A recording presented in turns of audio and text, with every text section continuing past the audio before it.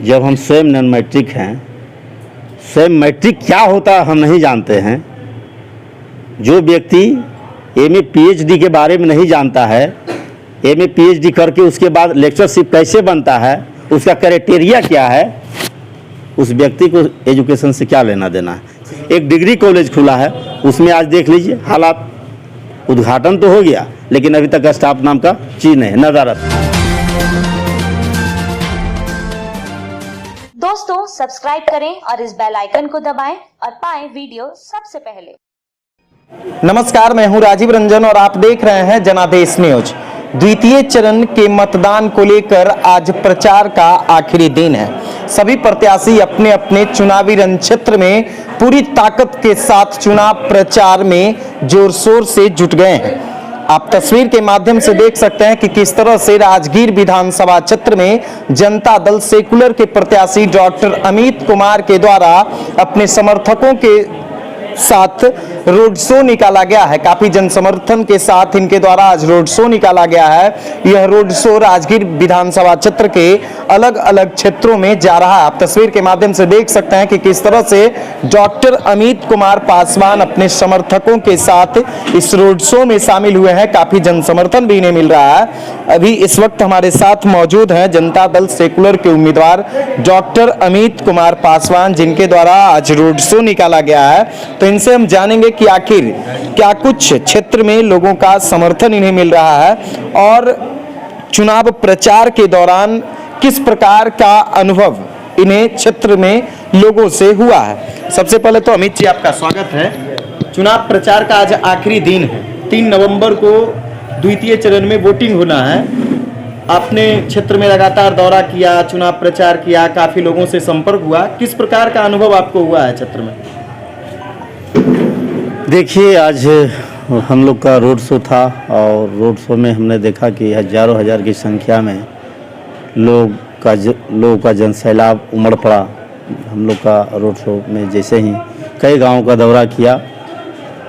नालंदा से हमने शुरुआत किया, सिलाव, राजगीर, गिरियक, पावापुरी, पावा, हरगामा, छबिल्लापुर होते हुए बक्सू, बेलौर, धामर, सिलाव और उसके बाद हम लोग राजगीर पहुँचे हैं। हमने जहाँ जहाँ जिस रूट से गया और उस रूट से गुजरने के बाद जो भी गांव पड़ता था, उस गांव के सैकड़ों लोग आपके स्वागत में लगे हुए थे। और सबसे बड़ी बात है कि इस बार की लड़ाई जो है, हमने देखा कि हमने पहले भी कहा था कि ये लड़ाई जो है अमीरी और गरीबी की लड़ाई है। हमारे साथ जितने भी कार्यकर्ता हैं, आप जैसा कि स्वयं देख रहे हैं, सुबह निकले हैं और अभी जलपान करने के लिए अभी भी वो तैयार नहीं थे। अभी भी वो चाह रहे थे कि लोग हम आपके साथ भ्रमण ही करें, लेकिन वह जलपान के लिए हम लोग बुलाए हैं। सबसे बड़ी बात है कि हम देख रहे हैं गरीब और मजदूर किसान नौजवान जो है, उनमें एक लहर है, एक लालसा, एक जिज्ञासा, परिवर्तन का लहर है। उसका मुख्य कारण हम यह महसूस कर रहे हैं कि जो 40 वर्षों तक वर्तमान विधायक राजगीर विधानसभा क्षेत्र का नेतृत्व किए आदरणीय सत्यदेव नारायण आर्या साहब, उनका जो कार्यकाल रहा, क्षेत्र के काफ़ी लोग, नौजवान से लेकर मजदूर हो, किसान है, सारे लोग मूलभूत जो सुविधा होता है उससे वंचित रहा। और जो उम्मीदवार जनता दल यूनाइटेड के हुए, वह वर्तमान विधायक को टिकट काट करके आदरणीय सत्यदेव नारायण आर्या साहब के पुत्र को उम्मीदवार बनाया गया, कौशल किशोर जी का, जिनका आज तक मैं समझता हूं कि 40 वर्षों का नेतृत्व उनका पिताजी का रहा, लेकिन उनके पुत्र का 5 गांव का भी जानकारी नहीं होगा। 5 नौजवानों को भी सही तरीके से नहीं जानते हैं। वो कोसों सामाजिक सरोकार से कोसों दूर रहे, कभी उनको सामाजिक सरोकार से कोई लगाव बजाव नहीं रहा। बात रही वर्तमान विधायक का, तो आपने देखा होगा कि 5 वर्षों में उनका जो कार्यकाल रहा, इस तरह का आक्रोश हुआ। उनका जो कार्यशैली है या कार्य करने का तरीका है, आप जिस रूप में लीजिए, हम तो जनता का जो रुझान देखे, उनके खिलाफ जो आक्रोश हुआ जनता का, और उसके विकल्प में उन्होंने जो है माननीय नीतीश कुमार जी, इनको टिकट काट दिया गया। जब टिकट काटे माननीय विधायक जी को, तो यह तुरंत कांग्रेस से साठगांठ करके और किस तरह से साठगांठ होता है आज के राजनीतिक हालात में आप लोग जानते हैं। पार्टी का जो तरीका है टिकट देने का ये भी जानते हैं। तो उस तरीका में वह मैनेजमेंट में फिट बैठे और मैनेजमेंट में फिट बैठने के बाद उन्हें कांग्रेस पार्टी से उम्मीदवार के रूप में उन्होंने आया। लेकिन आप मैनेजमेंट में फिट बैठ गए, पार्टी ने टिकट दिया है, जनता ने टिकट नहीं दिया है। जनता अब फैसला लेने जा रहा है कि हमें क्या करना है। राजगीर एक अंतर्राष्ट्रीय पर्यटन स्थल है और यह शांति की भूमि रही है, यह ज्ञान की भूमि रही है। यहाँ सीलभद्र से लेकर आचार्य नागार्जुन से लेकर हेंसांग से लेकर राजगीर के जरासंध से लेकर और अजातशत्रु से लेकर सम्राट अशोक से बिम्बिसार से लेकर कई सम्राटों का यह भूमि रहा है, कई तपस्वियों का भूमि रहा है। इसलिए यहाँ के नागरिक बहुत सूझबूझ तरीके से काम लेते हैं, बहुत सूझबूझ तरीके से निर्णय लेते हैं।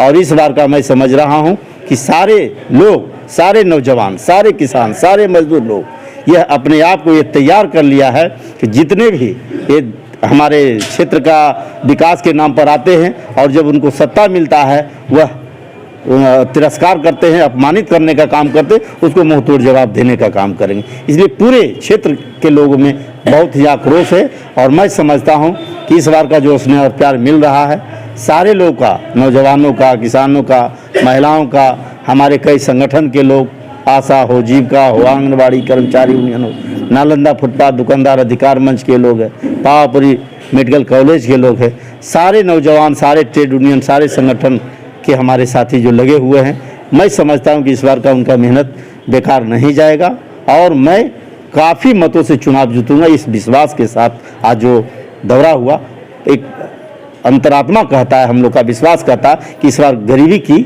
जीत होगी, अमीरी की हार होगी। अमित पासवान राजगीर विधानसभा क्षेत्र के कई संगठन, कई चीज़ों से जुड़े हुए हैं सीधे तौर पर, चाहे वो फुटपाथ की बात हो या फोटोग्राफर संघ की बात हो, ऑटो चालक, बहुत सारे ऐसे संगठन हैं जिससे आपका सीधे तौर पे लगाव रहा है। और कहीं ना कहीं यहाँ पिछले 40 वर्षों से 35 वर्षों तक तो सीधे एक परिवार का कब्जा रहा राजगीर में। 5 वर्षों से माननीय विधायक जनता दल यूनाइटेड के रहे। तो क्या लगता है कि किस प्रकार का डेवलपमेंट होना चाहिए था राजगीर में जो आज तक नहीं हो सका? देखिए, सबसे बड़ी बात तो है डेवलपमेंट की बात। तो याद आता है जब हम लोग बचपन काल में ही देखते थे कि यहाँ का स्थानीय विधायक रहा करते थे कॉमरेड चंद्र प्रसाद हिमांशु जी।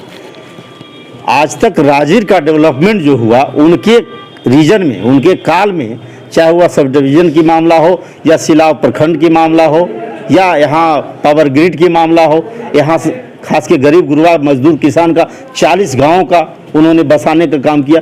तो अभी तक जो हम लोगों ने देखा कि 2 टर्म उन्हें मौका मिला नेतृत्व करने का, इस विधानसभा का जितना भी डेवलपमेंट का काम किया हुआ आदरणीय कॉमरेड चंद्र प्रसाद हिमांशु जी का किया हुआ। आदरणीय सत्यदेव नारायण आर्य साहब को 40 वर्षों तक जो मौका मिला, आज तक जो क्षेत्र में होता है मूलभूत सुविधा जो मिलना चाहिए उससे सारा, आज भी गांव में जाइए, कहाँ नाली, कहाँ किस तरह का लोग रह रहे हैं, आज भी जर्जर हालत में है। कई गांव में मुख्य मार्ग से जुड़ा हुआ नहीं है, सड़क नाम का चीज़ नहीं है, नाला नाम का चीज़ नहीं है। तो इस तरह से जो वंचित रहा और हम समझते हैं कि आज के डेट में खास के देखिए कि मूलभूत सुविधा तो होता है, होना चाहिए, लेकिन राजगीर विधानसभा के क्षेत्र में हम पहला, मेरा जो मोटो है, मेरा जो सोच है कि यहाँ के वर्तमान परिस्थिति में भी नौजवानों को आगे बढ़ाने की ज़रूरत है। नौजवान का मतलब है कि अभी आप देखते होंगे कि बहुत सारे नौजवान हैं, मैट्रिक हो, इंटर हो, आईए हो, बीए हो, एमए और पीएचडी करके बेरोजगार बैठे हो। उसका एक ही कारण है कि आज तक कोई उद्योग धंधा यहाँ नहीं लगा, जबकि इनको जितना केंद्र में सत्ता रहा, केंद्र में भी यह अभी भी है, वर्तमान परिस्थिति में केंद्र में इनकी सरकार है, जब चाहे जब यहाँ कई उद्योग धंधा लगा सकते हैं, उससे हजारों हजार नौजवानों का रोजगार मिल सकता है। इसलिए हम समझते हैं कि इनका जो कार्य करने का शैली है, यहाँ का जो नेतृत्व करने का शैली है, वह वर्तमान परिस्थिति में उनके अनुकूल नहीं है और जनता भी इस चीज़ को समझ रही है। मेरा जो मोटो है, मेरा जो लक्ष्य है, आपसे मैं कहना चाहता हूँ, मैं तमाम राजगीर विधानसभा क्षेत्र की जनता से कहना चाहता हूँ, नौजवानों से कहना चाहता हूँ, विद्वानों और समाज सेवियों से कहना चाहता हूँ कि आप अमित पासवान को एक बार मौका दीजिए। डॉक्टर अमित पासवान हमेशा गरीब, मजदूर, शोषित, पीड़ितों के हक और अधिकार के लिए लड़ाई लड़ा। और जहाँ तक नौजवानों की बात है तो मैं विश्वास दिलाना चाहता हूँ, हमने जो लक्ष्य बनाया है इस सारे नौजवानों का, पूरे विधानसभा में जितना भी नौजवान है उसका एजुकेशन के आधार पर क्राइटेरिया बनाने का काम करेंगे। और उसका जो लक्ष्य होगा, चाहे वह प्रोफेसर बनना चाहते हो, मेडिकल लाइन में जाना चाहते हो, प्राइवेट सोशल वर्कर बनना चाहते हैं, पॉलिटिकल बेस में जाना चाहते हैं, जो उसका मोटो, जो उसका लक्ष्य, उस दिशा में उसे हम कैसे प्रेरित करके आगे बढ़ाएं, कैसे उसे मदद करें। मेरा सबसे पहला यह लक्ष्य रहेगा कि उसको रोजगार हम दें और अधिक से अधिक यहाँ उद्योग धंधा लगे, ताकि हर घर में 1 से 2 व्यक्ति नौकरी में चले जाएं, उद्योग धंधा में कहीं ना कहीं लग जाए, ताकि उसका एक जो होता है उचित मुआवजा मिले, 25,000 30,000 का उसका इनकम हो, ताकि उसका परवरिश हो सके, परिवार को सही शिक्षा दे सके। ये मेरा लक्ष्य है। डॉक्टर अमित पासवान एक युवा हैं, आपकी पढ़ाई लिखाई कहाँ तक हुई है अमित जी? क्योंकि युवा लोग जानना चाहते हैं कि आज के बदलते परिवेश में, बदलते राजनीतिक परिवेश में ऐसा देखा जा रहा है कि कहीं ना कहीं हमारा जो नेतृत्व करता है वो 9वीं फेल भी आ रहा है, इंटर पास आ रहा है। तो आपकी पढ़ाई क्या है, आप कहाँ तक पढ़े लिखे हुए हैं? देखिए, आपने बहुत अच्छी बात को सुझाया है, और ख़ासकर राजीव जी, जब उस जगह हम जाते हैं, जिस दर्द को हमने झेला है, बचपन काल बाल काल जो होता है, हमारे पिताजी पहले रिक्शा चलाते थे, और रिक्शा चलाकर जब आते थे तब खाना बनता था घर में, और वो परिस्थिति को जब हम आज भी याद करते हैं कि घर जो मेरा एक फूस का झोपड़ी होता है, खपरेल रहता था, कपड़ा रहता था, फूस रहता था, और बगल में तार का फेदा रहता। तो जब बारिश हुआ, गिरा, उसके बाद में अंदर में फेदा जाता था, हम लोग रात में सोते थे, तार का फल जो होता है नीचे जान, और जब बारिश होता था तो पूरा फुल हो जाता था। रात में किसी तरह से उसको गोईठा, हम लोग जो कहते हैं देहात में गोईठा का बानी, उपला, हाँ उपला, उसको हम लोग देते थे, और देने के बाद जब गर्म हो जाता था, सूख जाता था, उसके बाद किसी तरह से उस पर रात भर गुजारा करते थे। तो हमने उस दिन को देखा कि कैसे कैसे हम लोग 1 रूम 2 रूम 1 कमरा बनाए, 2 कमरा मिट्टी का हुआ, मिट्टी से ईटा का हुआ, धीरे धीरे हम लोग, जब पिताजी का 89-90 में एक ग्रुप डी का उन्हें नौकरी मिली, तो उस समय भी जो होता है कि एक समय होता है, आदमी का एजुकेशन प्राप्त करने का समय होता है, बाल काल एजुकेशन का मेरा समय पूरा समाप्त हो चुका था। उस समय मैट्रिक हम कर लिए थे। तो जो मिलना चाहिए मूलभूत सुविधा एक छात्र का, एक नौजवान का, वो बचपन में हमें नहीं मिल सका। लेकिन मैं धन्य हूँ वैसे पिता को, जिन्होंने एक एक शब्द पर, एक एक हमारे खर्च पर उन्होंने ध्यान दिया, और पढ़ाई से कभी वो पीछे नहीं मुँह मोड़े, और कहे कि जब जहाँ भी हो, जिस भी रूप में हो, हम तुम्हें मदद करेंगे, चाहे वो रिक्शा चलाएं, चाहे वो किसी भी रूप में रहे। और उन्होंने मदद किया। जब हमने मैट्रिक पास करने के बाद, मैट्रिक तक मुझे ज्ञान नहीं था कि एजुकेशन क्या होता, लेकिन कुछ अच्छे लोग के बीच में मैट्रिक के बाद जब हमने गया, और कई शिक्षाविद, कई प्रोफेसर के लोगों के बीच में गया, तो लगा कि एमए क्या होता है, पीएचडी क्या होता है, ग्रेजुएशन क्या होता है, इंजीनियरिंग क्या होता है, शिक्षा का क्षेत्र क्या होता है। जब उन लोगों के बीच में हमने गया, अनुभव किया, अपने आप में प्राप्त किया, तो लगा कि नहीं, आंदोलन भी हो, संघर्ष भी हो, गरीबों की लड़ाई भी हो, और एजुकेशन को जारी रखना चाहिए। और शुरू से एक तरह के हौसला बढ़ा आंदोलन के प्रति, इसलिए कि जिस परिवार से आए थे, हमने संकल्प लिया कि जीवन में अगर कुछ करना है तो गरीबों के और मजदूरों और किसानों के हक और अधिकार के लिए लड़ाई लड़ना है। इसलिए इस संकल्प के साथ हमने एजुकेशन भी जारी रखा, और महाबोधि विद्यालय जो है वहाँ से ग्रेजुएशन करके, और नव नालंदा महाविहार से एमए और जो है कि पीएचडी की उपाधि लेकर अभी भी स्वतंत्र तरीके से होल टाइमर जो कहता है, समाज के लिए हम हैं। हम लोगों को आज कई क्षेत्र का दौरा कर रहे थे, वहाँ वोट नहीं मांग रहे हैं।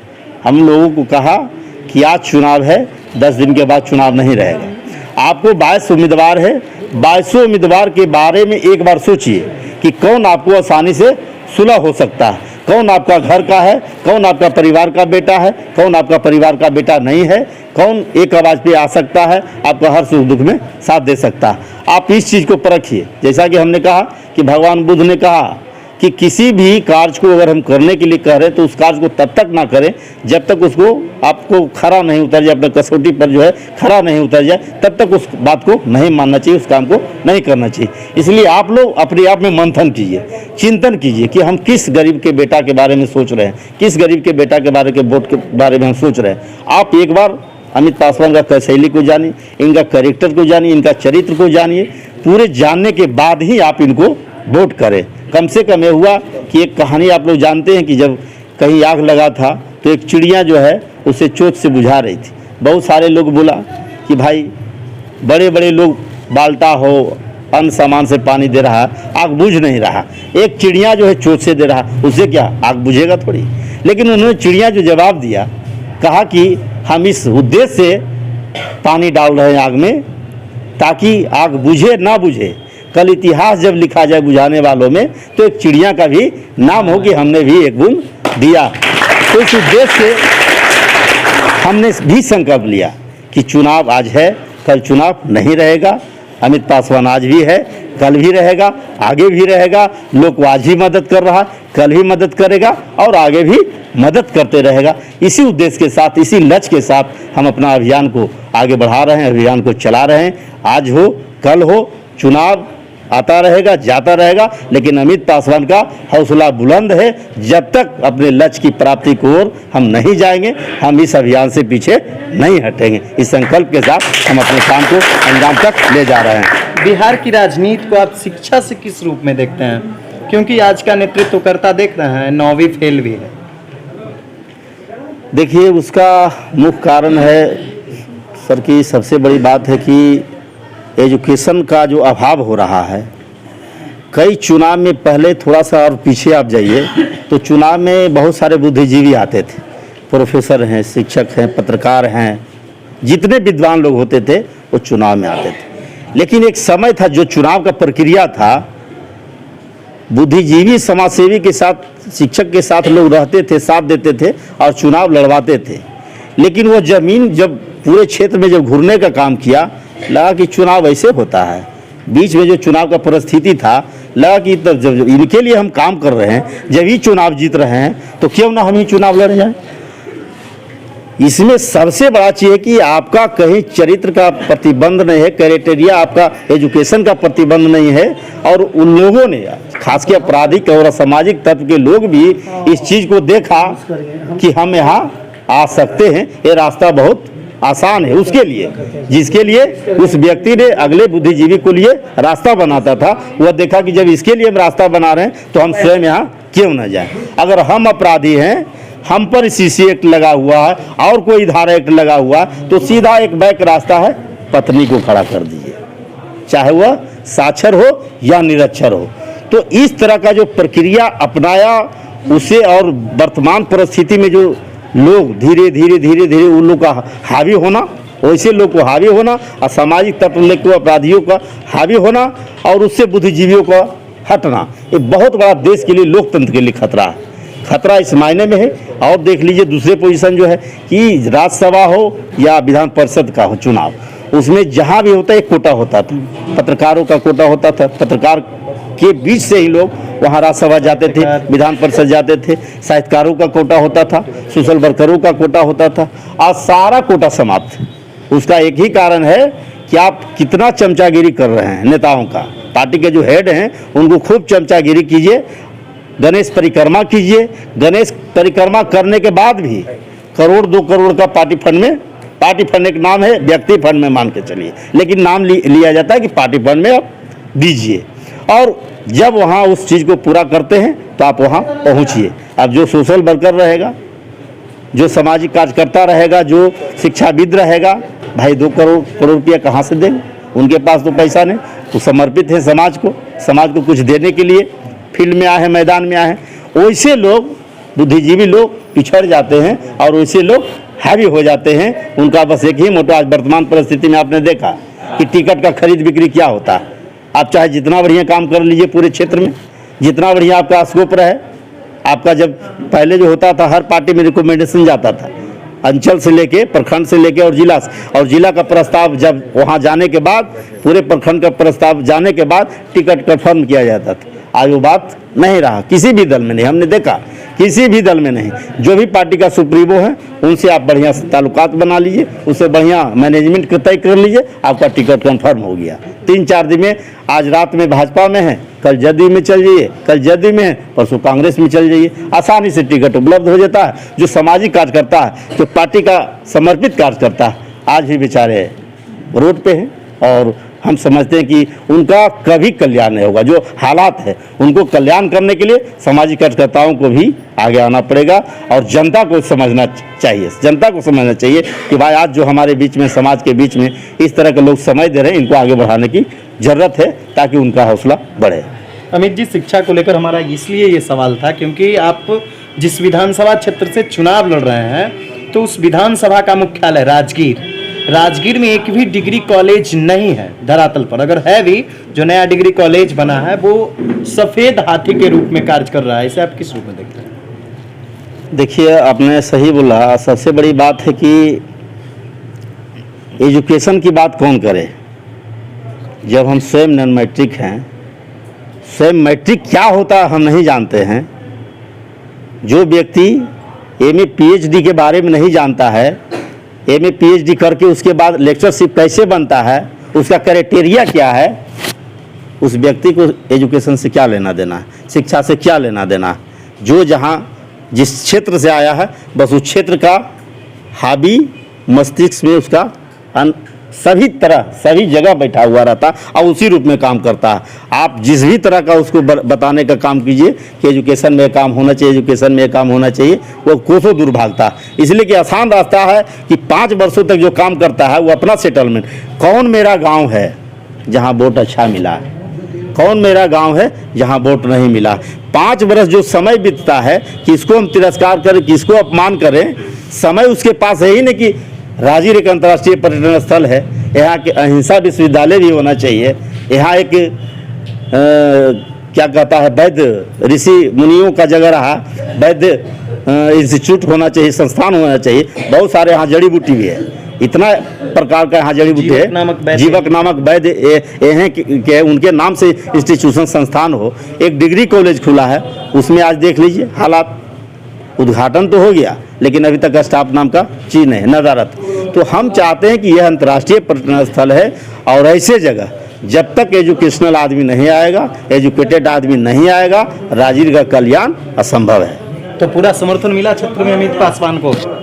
अभी तक जो हमने दौरा किया कई गाँव का और सब जगह से एक ही आवाज़, खासकर आप लोग देख रहे हैं, सारे नौजवान लोग, हजारों हजार की संख्या में लोग एकदम रात दिन एक किए हुए हैं।